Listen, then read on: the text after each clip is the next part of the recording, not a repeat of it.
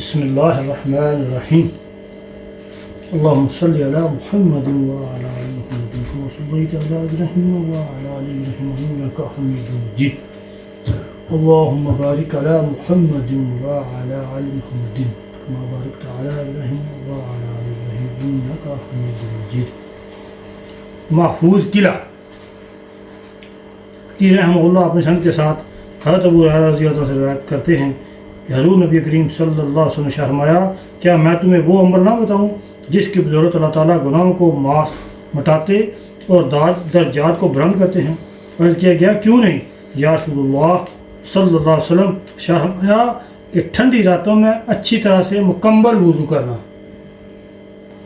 اور ناگوار باتوں پر صبر کرنا، مساجد کی طرف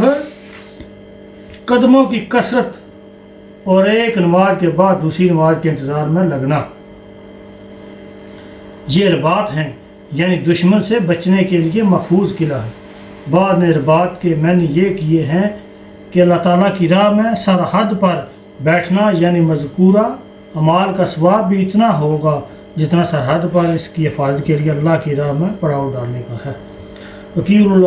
فقیر رحمۃ اللہ علیہ کہتے ہیں کہ میرے والد نے اپنے سند سے مجھے یہ حدیث سنائی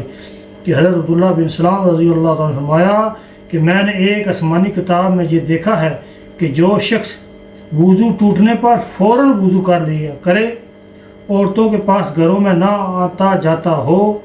اور ناجائز طریقے سے مال نہ کماتا ہو، اسے دنیا بلا حساب عطا ہوتی ہے۔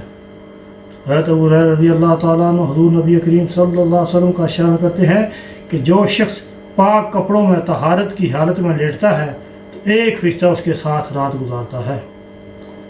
اور رات کی جس گھڑی میں بھی یہ شخص بیدار ہوتا ہے تو وہ فرشتہ کہتا ہے، اے اللہ اپنے فلاں بندے کی مغفرت فرما کہ اس نے طہارت کی حالت میں رات گزاری ہے۔ حضرت عمران بن ابان رضی اللہ تعالیٰ عنہ کہتے ہیں کہ میں نے حضرت عثمان رضی اللہ عنہ کو دیکھا کہ انہوں نے وضو کیا اور اپنے ہاتھ پر 3 بار پانی ڈالا اور دھویا، 3 بار کرلی کی اور ناک میں پانی ڈالا، 3 بار چہرہ دھویا،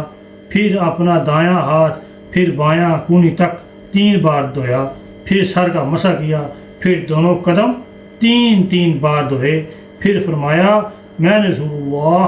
صلی اللہ علیہ وسلم کو اسی طرح وضو کرتے ہوئے دیکھا ہے۔ جس کے بعد آپ نے ارشاد فرمایا کہ جو شخص میرے اس وضو کی طرح وضو کرے اور پھر 2 رکعتیں ادا کرے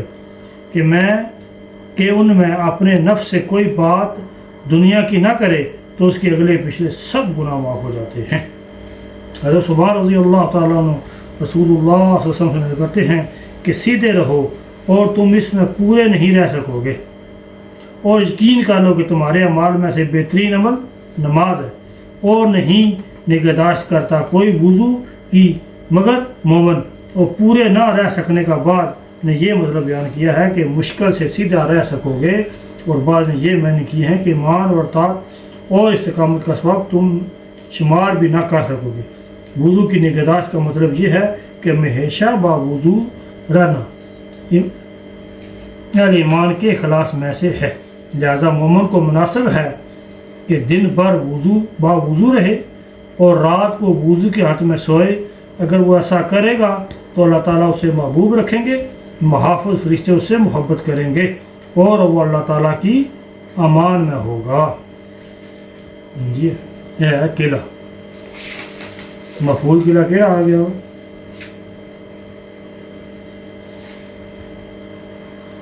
سردی کی حالت میں مکمل وضو کرنا، یہ نہیں ہوں کر کے وضو، منہ میں چنگی طرح مرنا، بم میں چنگی طرح مرنا، 3 بار منہ پانی پانا، 3 بار نک میں پانی پانا، انہوں صاف کرنا، جی مسجد کی طرف چل کے جانا، ایک نماز کے بعد دوسری نماز کے انتظار رہنا، تھی بہتے ہو مطلب لے کے اشاعت ہونی، ایک قلعے نے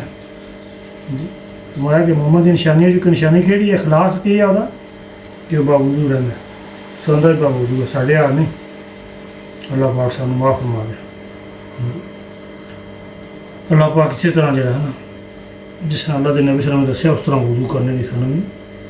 توفیق دے دیں صحیح اللہ کے حکم کے مطابق اپنی زندگی میں گزارنے دیں. سبحانک اللہم و بحمدک اشہد ان لا الہ الا انت استغفرک و اتوب الیک.